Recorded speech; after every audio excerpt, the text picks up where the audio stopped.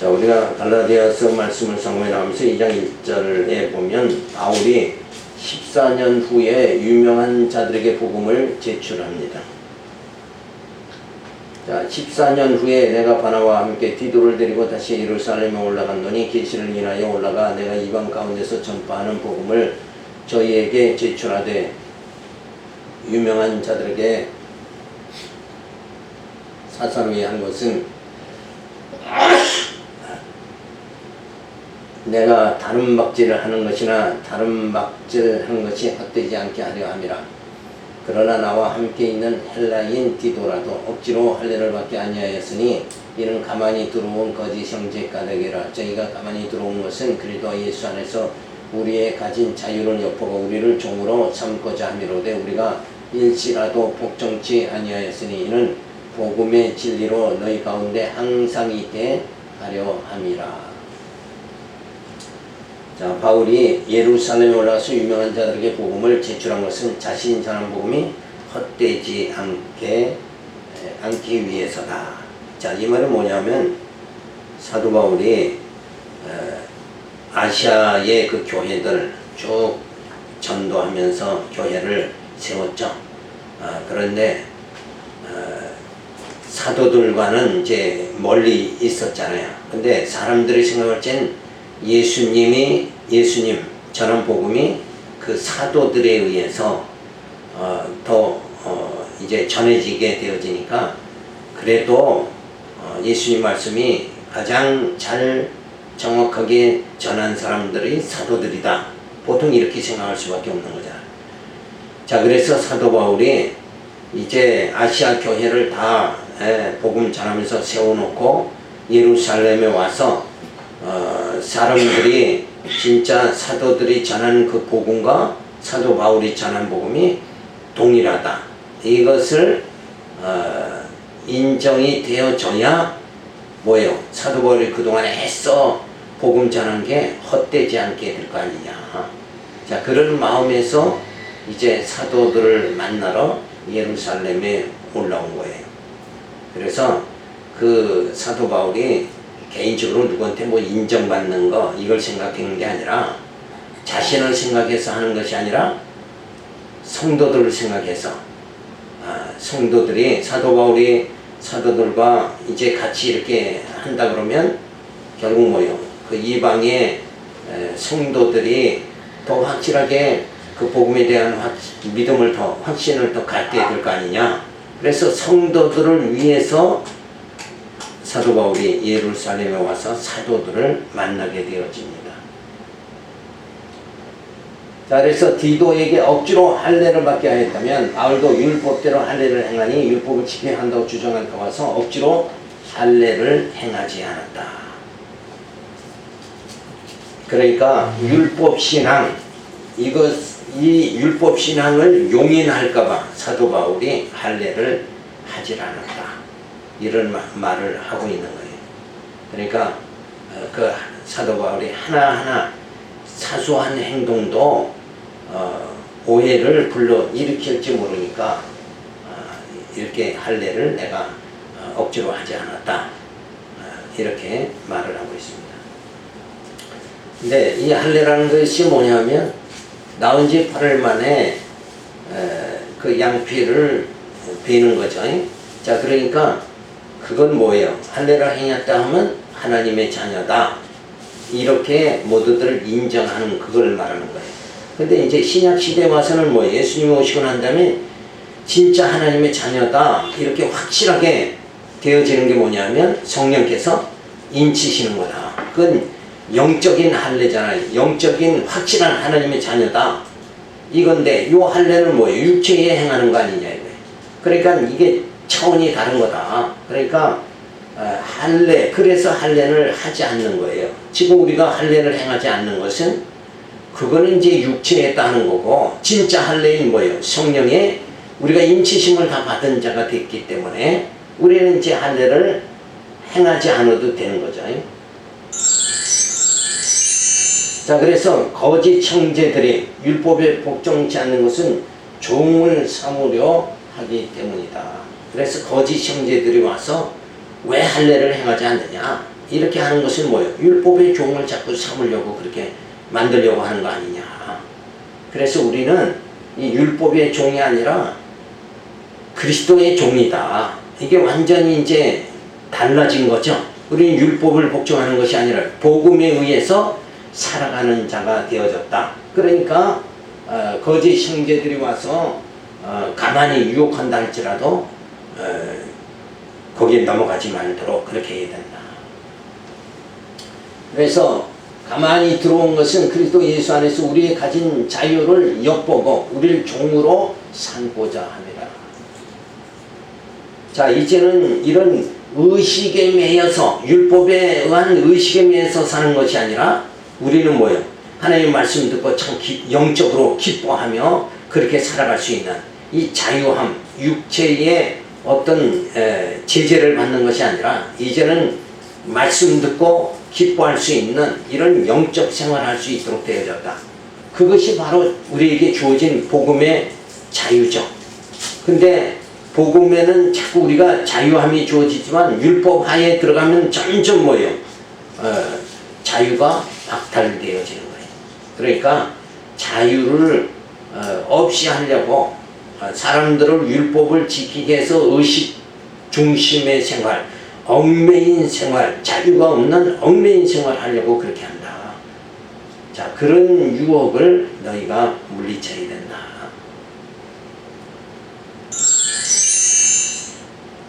그래서 14년 후에 계시의 복음을 제출했다. 그래서 유명한 자들에게 자들을 만난 것은 다른 박제한 것이 헛되지 않기 위하여다. 그러니까 사도 바울이 전한 복음이 오해받지 않도록, 그래서 확실한 복음이다. 그거를 사도들도 인정한 복음이다. 이렇게 하기 위해서 그 유명한 베드로와 야고보 등 사도들을 만나러 예루살렘에 올라갔다 하는 거죠. 그래서 아시아에서 전한 복음, 이것이 헛되지 않도록 하기 위함이다. 그래서 할례는 유대인들이 율법대로 행하는 거죠. 그래서 디도는 억지로 받지 않게, 할례 억지로 받지 않게 했다. 그러니까 디도는 이미 구약 시대의 사람이 아니고 예수님이 왔고 사도들 시대에 디도가 있었잖아요. 그러니까 전혀 율법과는 관계가 없다. 그래서 율법에 의한 할례를 받지 않도록 했다. 그런데 거짓 형제들이 와서 이 복음의 자유, 그죠? 율법의 얽매임에서 벗어나서 복음의 자유함을 받은 거, 요것을 없이 하고 종생활, 율법에 의해서 종생활 하도록 그렇게 거짓 형제가 와서 유혹하게 되어지는 거죠. 그래서 진리 안에서 진짜 자유는 죄를 사하시고 의롭다 하시고 자녀 삼아 주신, 그래서 평안이 주어지는 거, 요게 진정한 자유다. 그래서 율법으로 속박받는 그런 생활이 아니죠. 그래서 율법을 행하라, 그래야 의로워진다, 그렇게 말하지만은 율법을 행한다고 의롭게 되는 것이 아니죠. 그래서 계속 율법은 정죄함을 받게 되고 죄의식에 빠져 종으로 살게 되어진다. 그래서 오늘날의 모습에서는 뭐예요? 이 종생활 자꾸 하도록 하는 게 뭐냐면 가톨릭이 의식 중심으로 하죠.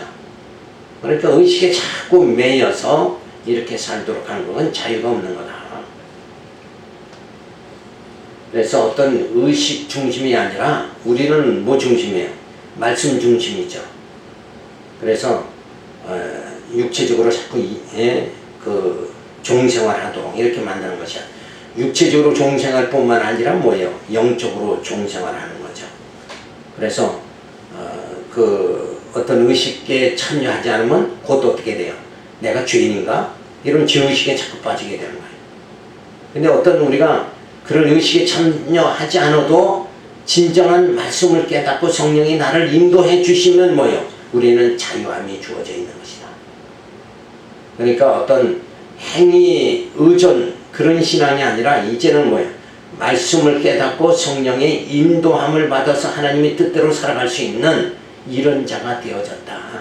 이게 완전히 이제 육적 생활에서 영적 생활로 이렇게 바뀌어진 상태.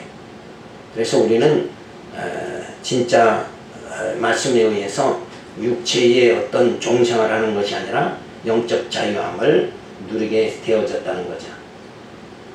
그래서 우리는 두려워할 필요가 없는 거예요. 자, 그러면서 2장 6절에 보면 기둥같이 여기는 사도들이 발과 교제의 약수를 했다. 자, 이거 뭐 악수 한 번 한 거 가지고 사도 바울이 이렇게 여기다 기록을 해가지고 아주 중요하게 취급해 놓은 건 뭐냐. 사도들과 악수를 했다는 건 사도들이 전한 복음, 그 복음과 사도 바울이 전한 복음이 동일하다. 이런 의미란 말이에요, 이게. 그렇죠? 전혀 서로 다른 길을 가면 악수를 안 할 거 아니에요. 그러니까 우리가 만약에 지금 목사들이 스님과 악수를 했다. 그건 있을 수가 없는 거죠. 어떻게 다른 길을 가잖아요. 불교와 기독교는 완전히 다른 길이다. 근데 어떻게 악수를 하느냐 이거예요. 근데 기이한 일들이 지금 벌어지는 게 뭐예요? WCC가 서로 지금 스님도 신부도 목사도 다 만나서 서로 악수를 하죠. 이런 진짜 어처구니 없는 일들이 벌어진다.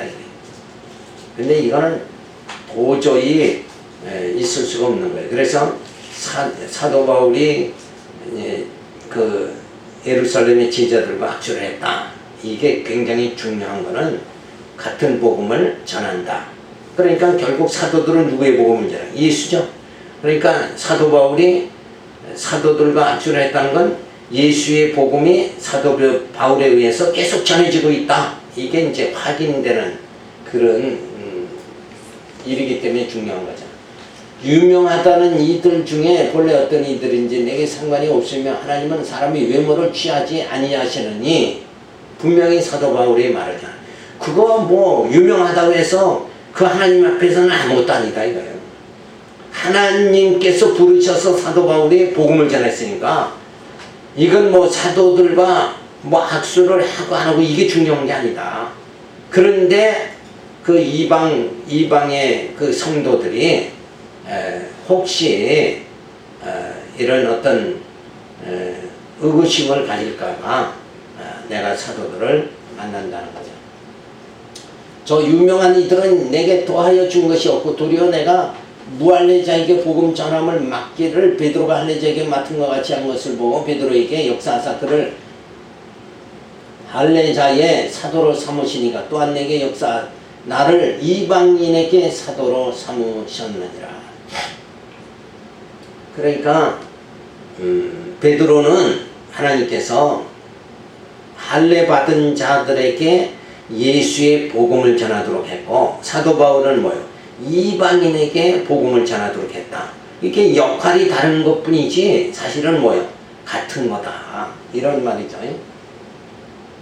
또 내게 주신 은혜를 알므로 기둥같이 여기는 야고보와 게바와 요한도 나와 바나바에게 교제의 약수라 했으니 이는 우리는 이방인에게로 저희는 할례자에게로 가게 하려 함이라. 다만 우리에게 가난한 자들을 생각하는 것을 부탁하였으니 이것을 나도 본래 힘써 행하노라. 그래서 서로 한쪽은 할례받은 그런 성도들을 향해서 사도 바울은 이방인의 사도를 위해서 그렇게 했지만은 가난한 자들을 위해서 돕고자 하는 마음은 사도들이나 사도 바울이나 동일하다 하는 말을 해주고 있습니다. 자, 그래서 사람에게는 유명한 자가 있으나 내게 상관이 없으며 내게 더하여 준 것이 없다. 자, 사도 바울과 또 이 사도들, 사도 바울이 사도들에게 무슨 도움받은 건 아니에요. 왜? 사도 바울은 저 이방 지역에 가서 복음을 전했으니까 서로 뭐에 왕래가 없었으니까 도움도 받을 수가 없었다. 그런 말이죠. 자, 그러면서 유명한 베드로 등 사도들은 할례자의 사도로 바울은 무할례자의 사도로 삼으신 분이 뭐예요? 같은 하나님이시다. 그래서 같은 복음이다. 이거를 말해주고 있습니다. 그래서 교제의 약속, 바울과 사도들이 같은 복음 전하는 자고 악수를 했다. 자, 이런 게 참 어떤 면에서는 중요한 거예요. 그러니까 같은 복음을 전하는 분끼리 뭐예요? 서로 교제의 약속을 한다는 거. 여러분, 같이 양쪽 성도들이 뭐예요? 다 같이 더욱더 믿음이, 신뢰가 주어지게 되어진다. 그래서 우리 성경신학을 전하는 모든 교역자들이 서로 진짜 교제하고 악수 나누고 서로가 왕래해서 각 성도들이 서로가 또 하나가 되어지는 이런 모습. 그 모습이 굉장히 좋은 건데 아쉽게도 그런 모습이 주어진 거, 그게 잘 유지가 못 되고 있다는 거, 이런 거 보면 한편으로는 이제 아쉬운 거죠. 근데 내용적으로는 같이 같은 복음을 전하는 거 아니에요? 자, 그러면서 부탁을 합니다. 가난한 자들을 위하여 연보해 적것을 부탁을 받았다고 합니다. 그러니까 예루살렘이 어려움 당하니까 이방 지역의 이 성도들의 연보를 예루살렘 교회가 도움을 받게 되어지죠. 근데 그런 연보에 도움을 받는 예루살렘 교회, 그런 일을 할 수 있다는 건 벌써 사도 바울이 이방 지역에서 교회를 세웠기 때문에 주어진 거다. 그래서 그리스도 유대인의 사도와 이방인의 사도, 주님께서 각자 이렇게 따로따로 부르셨잖아요. 그래서 유대인의 사도는 게바, 야고보, 요한, 물론 이제 여러 그 사도들이 있죠. 여기서 이제 게바 그랬는데 게바가 사실은 누구예요? 베드로죠. 자, 그러면서 이방인의 사도로서는 바울과 바나바와 디도, 그리고 또 여기서 또 누가 있어요? 디모데가 있다. 이렇게 볼 수가 있고, 자, 이들이 교제의 약속을 했다. 그럼 같이 같은 복음을 전한다. 여기에 큰 의미가 있는 거예요. 그래서 서로 힘을 얻는 거예요. 그렇죠?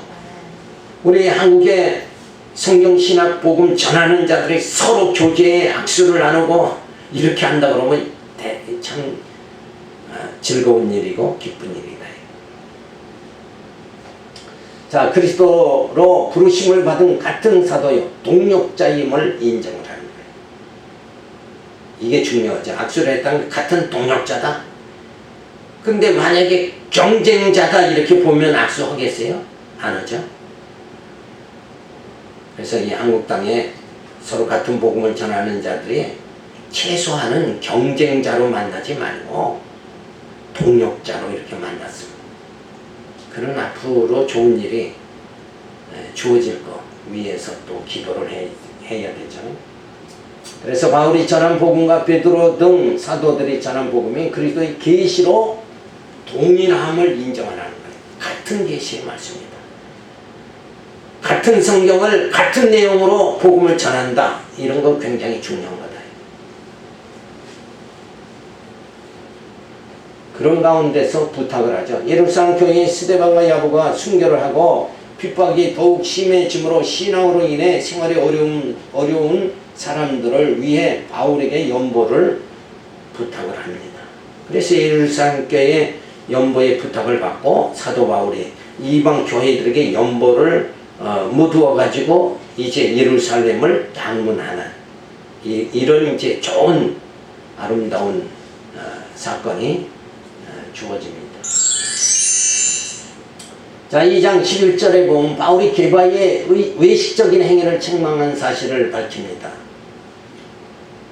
게바가 안디옥에 이르렀을 때 책망할 일이 있기로 내가 저를 면책하였노라. 야고보에게서 온 어떤 이들이 이르기 전에 게바가 이방인과 함께 먹다가 저희가 오매 그가 할례자들을 두려워하여 떠나 물러가매 남은 유대인들도 저와 같이 외식함으로 바나바도 저희의 외식에 유혹되었느니라. 그러므로 나는 저희가 복음의 진리를 따라 바로 행하지 아니함을 보고 모든 자 앞에서 게바에게 이르되 내가 유대인으로서 이방을 쫓고 유대인답게 살지 아니하면서 어찌하여 억지로 이방인을 유대인답게 살려 하느냐 하였노라. 그러니까 게바가 베드로가 음식을 여러 사람 먹다가 누가 오니까 아마 그때 당시 게바가 이방인하고 같이 음식을 먹었나 봐요. 근데 유대인이 오니까 살짝 자리를 피했다. 그러면 이방인과 유대인을 어때? 게바는 따로따로 생각을 한 거란 말이에요. 근데 이미 그 이전에 베드로가 그 환상을 보는 사건이 주어졌죠. 그 환상에 의해서 어떻게 됐어요? 고넬료의 집에 가서 이방인 고넬료의 집에 가서 세례를 줬잖아요. 그러면 이미 게바도 뭐예요? 하나님께서 유대인과 이방인을 별도로 생각하지 않고 예수를 믿는 자는 다 구원받도록 이렇게 복음이 뭐예요? 확실하게 전해졌다는 것을 게바가 알면서도 실제 행동은 뭐예요? 눈치를 보는 이런 행위가 나타났다. 이런 걸 보면서 사도 바울이 왜 지금 이방인과 유대인을 별도로 생각하는 그런 생각을 버려야 된다. 복음 안에서는 뭐예요? 예수 믿는 자는 유대인이나 이방인이나 어때요? 다 구원에 이르도록 누가 해줬어요? 예수님이 다 해주었는데 이제 왜 그걸 구별하고 있느냐? 이러면서 사도 바울이 책망을 한 거 요거를 지금 본문에서 말해주고 있습니다. 자, 이방인과 함께 음식을 먹다가 유대인들이 오니까 이방인과 함께 있지 않은 척 하는 것이 외기적 행동이다. 이 진리 안에서 진리를 확실하게 게바가 확신 있게 받아들였으면 이제 하나님께서 나를 고넬료의 가정에 가서 이방인의 가정에 가서 세례 행하도록 한 그 하나님께서 이제는 누구와 누구를 이방인 유대인뿐만 아니라 이방인도 구원받게 하신다. 이런 확실한 믿음을 가졌어야 되는데 그것이 약해가지고 살짝 자리를 피하는. 그렇게 되면 어때요? 이방인들이 복음에 대한 확신이 없어질 거 아니냐 이거예요. 그걸 우려한 거예요. 그래서 사도 바울이 책망을 했다. 게바가 외식적인 행동을 하였으므로 바울이 책망을 하였다. 자, 이런 걸 굳이 밝혀주는 건 뭐예요? 율법신앙이 아니라 뭐예요? 복음신앙을 가져야 된다. 이거를 견고하게 지금 해주는 거예요. 자, 그래서 지도자가 외식적인 행동을 하여 성도들 가치관에 혼선을 주는 것은 지도자로서의 자격이 없는 거다. 게바가 벌써 하나님의 말씀이 유대인이나 이방인에게 다 구원의 말씀으로 주셨다. 이거에 대한 확신이 약했다는 거예요. 그러니까 늘 지도자가 확신을 안 가지면 결국 뭐예요? 성도들이 비진리의 유혹을 당할 수밖에 없다. 그러니까 WCC를 어느 큰 교회 목사가 그걸 단호하게 구별을 안 하고 거기에 따라서 행동하니까 그 나머지 성도들은 그 WCC가 맞는 건가? 이러면서 혼선이 주어진다 이거예요. 그렇게 벌써 지도자로서의 뭐예요? 오늘날 WCC에 앞장서는 목사들은 지금 누가 있어요? 사도 바울이라 그러면 분명히 게바를 책망하듯이 분명히 책망했을 거다. 이런 걸 오늘 우리가 다시 한번 생각할 수 있는 거죠. 그러니까 확실하게 내가 믿는 도가 무엇인가 확실하게 이렇게 서야 된다는 거예요. 자, 율법, 불결한 이방인들과 동석하지 말라. 그렇죠? 부정한 자와 함께하면 안 돼요. 율법에서는. 게바가 이방인과 음식을 먹죠. 그런데 유대인 할례자가 오니까 피해버리고 맙니다. 그래서 바나바도 저의 외식에 유혹돼 버려요. 게바가 피하니까 바나바도 덩달아 피해버리는 거예요. 이게 바보 같은 짓이다. 어떻게 벌써 하나님께서 유대인과 이방인 관계없이 예수 믿음으로 구원해 주신다는 이런 엄청난 하나님의 은혜가 긍휼히 주어졌는데도 그걸 깨닫지 못하고 자리를 피하는 것, 그런 외식적 행동이 있으면 안 되죠. 그래서 바울이 게바를 책망을 했다. 자, 그래서 복음은 사람에게서 난 것이 아니요 그리스도의 계시로 된 것이다. 그래서 복음의 절대성, 이걸 우리가 믿는다 그러면 이건 책망받을 분명한 일이다. 게바는 이미 이방인 고넬료의 가정에서 복음을 전하였는데 아직도 이방인은 불결하다는 유대인들의 주장을 물리치지 못하고 사람을 의식한 외식적 행위를 바울이 책망하였다. 그러니까 확실하게 기준이 뭐예요? 말씀이 기준이 되어야 되는 거예요. 진리가 기준이 돼서 우리의 행동이 거기에 따라서 나타나야 된다.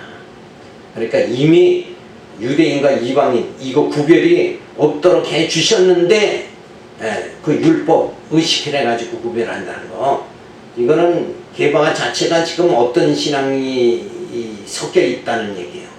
복음 신앙과 율법 신앙이 섞여져 있다는 그거를 우리가 단적으로 볼 수 있는 거예요. 자, 두 번째, 복음의 은혜성을 증거합니다. 그래서 첫 번째, 의와 율법과의 관계. 자, 이렇게 해서 앞에서 사도 바울이 게바를 야단친 사건, 이것이 주어진 다음에 그러면 왜 야단을 칠 수밖에 없었는가? 율법신앙과 복음신앙, 율법과 복음은 분명히 다르다. 이거를 이제 지금서부터 쫙 가르쳐 주는 거예요. 왜 사도 바울이 게바를 책망했는가? 왜 사도 바울은 복음신앙을 가져야 되고 율법신앙은 가지 말아야 되는가? 거기에 대한 확실한 말씀이 여기서 보여주는 거죠. 자, 그래서 이 복음이 하나님의 은혜로 주어진 거다. 이게 첫 번째 증거입니다. 그래서 율법은 하나님께서 모세에게 주어졌지만 지키면 살고 어기면 죽는다는 조건이 주어졌죠. 근데 복음에는 뭐예요? 조건 자체가 없는 거예요. 조건.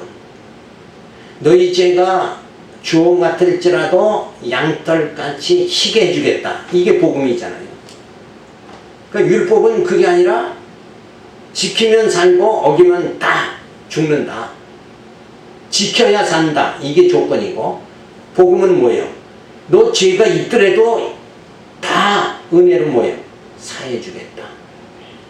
이게 이제 완전히 성격이 율법과 복음과는 전혀 다른 것이다. 그래서 첫 번째, 의와 율법과의 관계. 그럼 의라는 걸 율법으로 봤을 때는 어떻게 해요? 계명을 잘 지켜야, 선한 일을 해야 의롭게 된다. 이렇게 되는 거죠. 근데 실제 의는 뭐예요? 우리가 의롭게 되는 건 예수의 십자가의 보혈로, 예수의 공로로 우리가 의롭게 되는 거예요. 그러니까 그 분명한 차이를 여기서 말해주고 있습니다. 자, 2장 15절에 보면 사람이 율법의 행위로 의롭다 함을 얻을 육체가 없다. 단호하게 말해주는 거예요. 율법의 행위로는 절대 의롭게 될 수가 없다. 그러니까 뭘만 의롭게 된다? 예수의 피로만 의롭게 된다. 인간의 어떠한 노력도 인간을 의롭게 할 수는 없다. 왜 그런가 하면 인간 속에는 뭐예요? 인간은 원래 아담의 후손으로 죄 가운데 태어나서 죄 가운데 살다가 죄 가운데 죽게 돼 있으니까 원래 죄 덩어리예요. 그러니까 뭐 조금 착한 일을 해도 그 몸 자체가 거룩하게 되는 건 있을 수가 없는 거예요. 그러니까 의인은 없나니 하나도 없다. 오직 누군만 예수님만이 의로운 분이다. 그래서 사람이 율법의 행위로 의롭다함을 얻을 육체가 없다. 우리는 본래 유대인이요 이방 죄인이 아니로되 사람이 의롭게 되는 것은 율법의 행위로 난 것이 아니요 오직 예수 그리스도를 믿음으로 말미암은 줄 아는 거로 우리도 그리스도 예수를 믿나니 이는 우리가 율법의 행위에서가 아니고 그리스도를 믿음으로써 의롭다함을 얻으려 함이라. 율법의 행위로는 의롭다함을 얻을 육체가 없느니라. 자, 이렇게 사도 바울이 그냥 단호하게 얘기하고 있죠. 율법의 행위로는 의롭다함을 받을 육체가 없다. 이렇게까지 얘기했는데도 뭐예요? 아직도 교회에서 내가 출석 잘하고 뭘 잘하고 그러면 나는 뭐예요? 신실한 기독교인이다. 이렇게 보는 것 자체가 잘못된 거다. 그게 전혀 아닌데. 그래서 아직도 이 율법 신앙을 가지고 있다 그러면 그거는 빨리 버려야 되는 거죠. 자, 의롭게 되고 율법을 아무리 행해도 의롭게 될 수가 없는 것이다. 그래서 예수를 믿음으로 질성을 받고 의롭다함을 받는다. 이게 정답이에요. 의롭게 되는 건 예수로 의롭게 되는 거지 절대 내가 율법을 행한다고 해서 의롭게 되는 건 아니다. 그래서 육체의 정욕을 가진 자는 누구도 율법의 행위로 의롭다함을 받을 수가 없다. 그래서 복음은 값없이 주신 거죠. 그래서 은혜성이 주어진다. 그래서 복음을 은혜로 주신 걸 감동해야 되죠. 내 행위로 노력해서 복음을 받는다 그러면 우리가 받을 수가 없는데 은혜로 주신 거다. 그래서 행복한 생활을 하고 삶의 기쁨이 우리들에게 주어지는 거다. 그래서 율법은 지키면 살고 어기면 죽는 거죠. 그래서 이 공로성이 주어지는 거예요. 복음은 은혜성이 주어지고 율법은 공로성이 주어지는 성격 자체가 다른 거다. 그래서 공로가 주어져야 되니까 뭐예요? 얽매이게 되죠. 내가 죄 지은 만큼 내가 선한 일을 안 하면 나는 죽는다. 이런 이제 죄의 공포감이 주어질 수밖에 없다.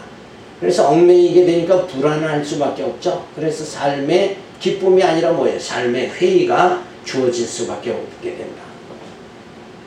그래서 의는 은혜로 주어지는 거다. 누구의? 메시아 예수님의 대속의 은혜로 우리의 죄를 위해서 예수님이 죽으심으로 우리가 의롭게 되어졌다. 자, 율법의 행위에서는 뭐예요? 늘 정죄함을 받을 수밖에 없다. 그래서 의롭다함을 받지 못하는 거죠. 따라서 율법으로 의롭다함을 받을 수 없지만 생활의 규범으로 율법을 지켜야 한다는 주장은 어리석은 것이다.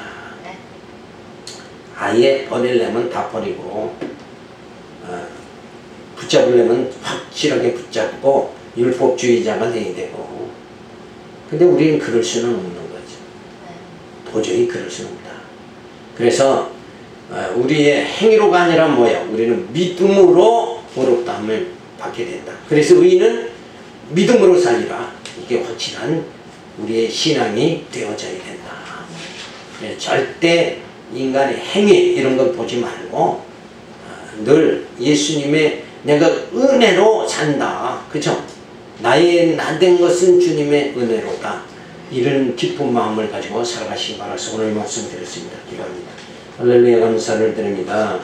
늘 인간은 항상 자기의 행위에 대해서 자기 스스로 의인이다는 이런 가식된 마음을 가지고 살아갈 수밖에 없는 것이 인간의 속성입니다. 그러나 그렇게 되는 것은 그런 행위로가 아니라 믿음으로 예수님의 십자가의 죽으심으로 우리 죄가 사함받게 되어졌다는 이 믿음을 가지고, 그래서 이 믿음이 있는 자에게 하나님께서 우리를 의롭다 해주시는 엄청난 하나님의 긍휼이 저희에게 주어졌다는 걸 생각하면서 그 사랑과 긍휼을 베풀어 주신 여호와 하나님께 늘 감사하며 찬송하며 살아갈 수 있도록 인도하여 주시옵소서. 감사하고 예수님 이름으로 기도드렸습니다.